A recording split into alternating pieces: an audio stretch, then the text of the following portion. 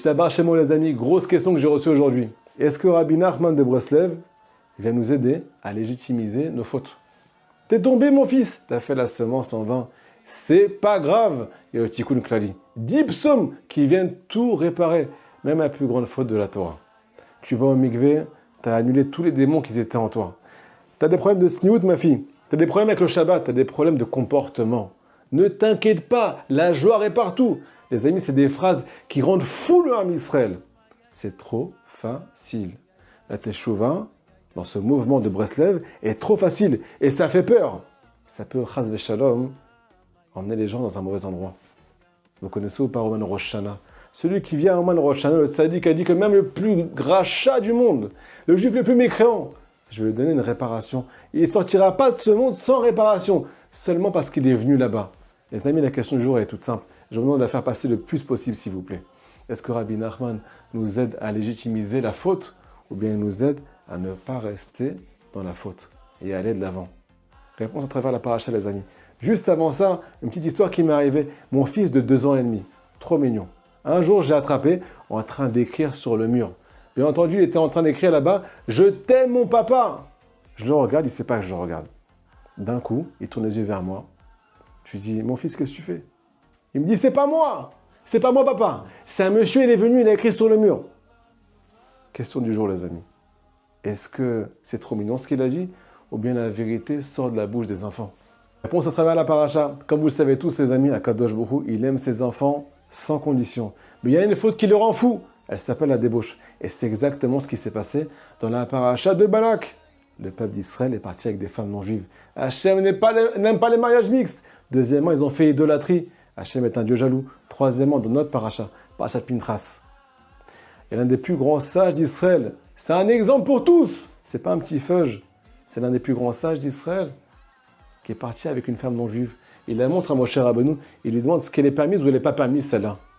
Il est en train de narguer le plus grand tzaddik de la génération. Akadosh Baruch Hu s'est mis un tout petit peu en colère, les amis. Il y a eu une tonne de morts. Sauf que quoi? Juste après, le plus grand coach de l'humanité, celui qui a mis ses enfants au monde. Nous sommes ses enfants.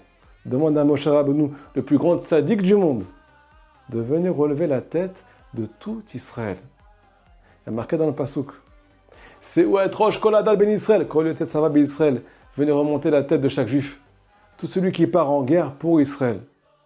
Est-ce que vous savez, les amis, que ce Passouk-là, il est en train de parler de nous.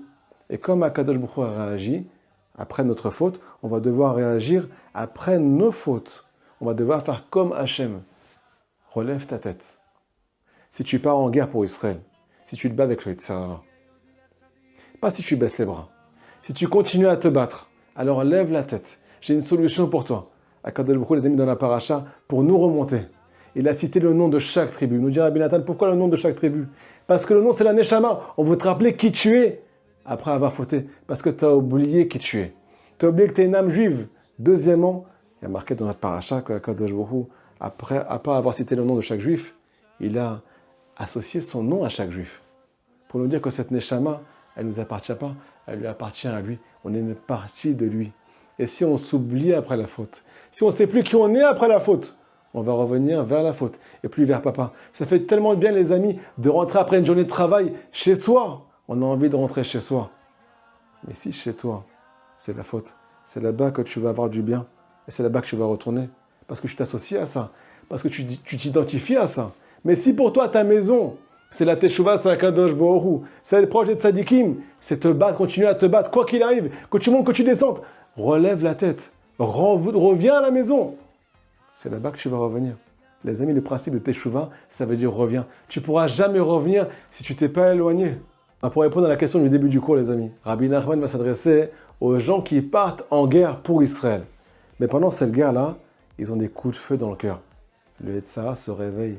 C'est du feu, Rabotai. Et ils prennent des balles. Ils ne savent plus qui ils sont parce qu'ils sont tellement hauts. C'est des âmes tellement grandes. Mais les âmes les plus grandes sont touchées et des fois elles tombent au plus bas. Je vous rappelle qu'on est, au cas où vous ne le savez pas, dans la génération qui précède Mashiach. Ça veut dire qu'on atteint les 50 portes d'impureté. C'est pour ça qu'on nous dévoile la Torah du Mashiach.